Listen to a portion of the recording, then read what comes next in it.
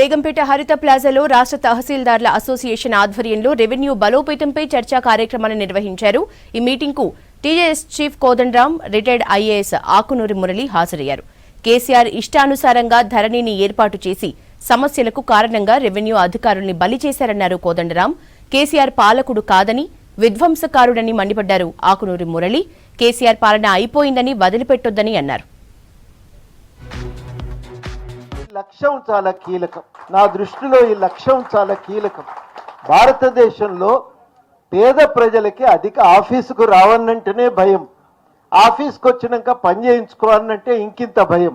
ఆ భయం కలిగినటువంటి వ్యక్తితో మనం వ్యవహారం నడుపుతున్నాం.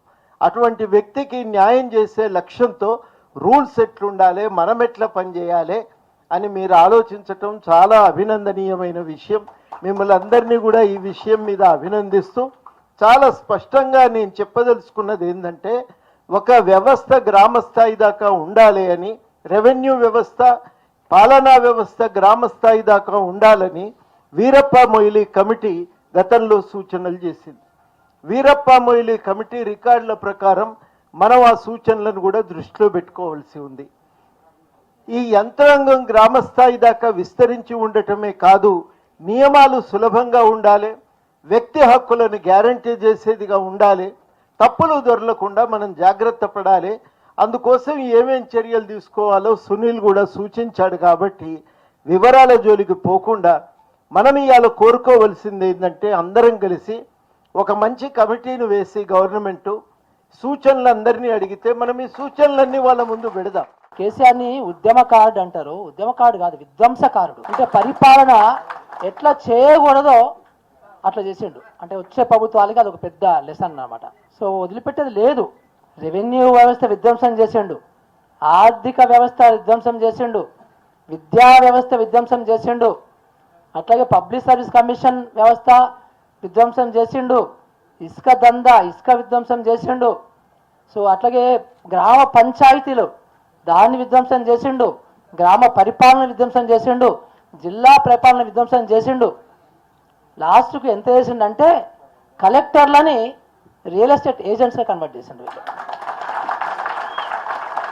కొత్త పిల్లలు, చిన్న చిన్న పిల్లలు కలెక్టర్లు, వాళ్ళు కూడా ఇలా పడిపోయింది. ఇలా అంటే మనకి ఏమవుతుంది, మన అంత డబ్బంతా ఏమవుతుంది, మన వనరులన్నీ ఏమవుతుంది అవి అంటే ఇట్లా దొంగలు పడి దోసుకుంటున్నారు. ఇంకా వేరే ఏం లేదు. మీరు మమ్మల్ని ఓడిస్తే మేము ఇంటిపై తీసుకుంటాము, కానీ మీరే ఆగమాగం అయిపోతారు. దయచేసి మీరందరూ కూడా ఒక కంట కనిపెట్టాలి. ఏ అడ్మినిస్ట్రేషన్ అయినా కానీ, ఏ పరిపాలన అయినా కానీ చాలా జాగ్రత్తగా ఉండాలి మనము.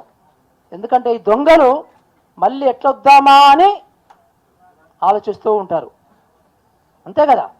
ఇప్పుడు కేసీఆర్ పరిపాలన చేసిండా? ఏం చేసిండు కేసీఆర్? రాజకీయం చేసిండు, అవినీతి చేసిండు, అవినీతి చేసిండు. రాజకీయాన్ని ఒక వ్యాపారం లాగా విస్తరించడానికి ప్రయత్నించిండు. ఈ దొంగలు కాపాడరు అనేది అర్థమైపోయింది కదా. సో అందుకనే కొత్త దొంగలు తయారు కాకుండా చూసుకోవాలి మనం. అది ఇంపార్టెంట్. ఎందుకంటే ఈ పాత దొంగలు కొన్ని నేర్పించిండ్రు, ఇంకో ఈ రకంగా కూడా చేయొచ్చు అనేది. అందుకని జాగ్రత్తగా మనము పరిపాలనని అబ్జర్వ్ చేసుకుంటూ ఉండకపోతే మళ్ళీ తెలంగాణ ఆగావగమైంది. సో ఈ ఉన్నదాన్ని జాగ్రత్తగా కాపాడుకోవడం అనేది చాలా ముఖ్యం. ఇది ఆ దేశాలన్నీ ఒక్కసారన్న భూమి సమస్యను పరిష్కరించుకున్నాయి, ఒక్కసారి భూమిని క్లోజ్ చేసుకున్నాయి. పంపకాలు చేసుకోవటమా, లేకపోతే హక్కుల కల్పన చేసుకోవటమా, హక్కులకు గ్యారంటీ ఇవ్వటమా, భూమి చిక్కులు లేని దేశాలుగా తయారనే మాత్రమే ప్రోగ్రెస్ అవుతున్నాయి. అంతర్జాతీయ నివేదికలన్నీ అవే చెప్తున్నాయి. ఏ ప్రాంతం అయితే, ఏ రాష్ట్రం అయితే, ఏ దేశం అయితే భూమి సమస్యను సమగ్రంగా పరిష్కారం చేసుకుందో అభివృద్ధిలో దూసుకుపోవడానికి చాలా కీలకంగా అది దోహదం చేసింది అని. ఇక రెండోది, వారు ఉన్నప్పుడే ప్రస్తావన చేయాలి. వారు అన్నమాటతో నేను 100% ఏకీభవిస్తా. పరిపాలన గ్రామ స్థాయిలోనే ఉండాలి, భూ పరిపాలన కూడా గ్రామ స్థాయిలోనే పూర్తిగా అయ్యేలాగా ఉండాలి. తప్పకుండా అవసరమైతే తప్ప తహసీల్ కార్యాలయానికి పోవాలి. ఇంకా ఎప్పుడో అవసరమైతే సబ్ కలెక్టర్ కార్యాలయానికో కలెక్టర్ కార్యాలయానికి పోయే అవకాశం అవసరం ఉండాలి తప్ప వీలైనంతగా భూ పరిపాలన కేవలం భూ పరిపాలన చేయటం కాదు, భూమి హక్కులకి గ్యారంటీ ఇచ్చే దిశగా దేశం వెళ్తున్నప్పుడు కూడా భూమి హక్కులకు గ్యారంటీ గ్రామ స్థాయిలోనే ఇవ్వచ్చు. గ్రామ పంచాయతీలను భాగస్వాములు చేసుకుంటూ చాలా ఉదాహరణలు మన కళ్ళ ముందు కనబడుతున్నాయి. కాబట్టి ఈ రెండు మాటలు వారు ఉన్నప్పుడు చెప్పాలనుకున్నాను.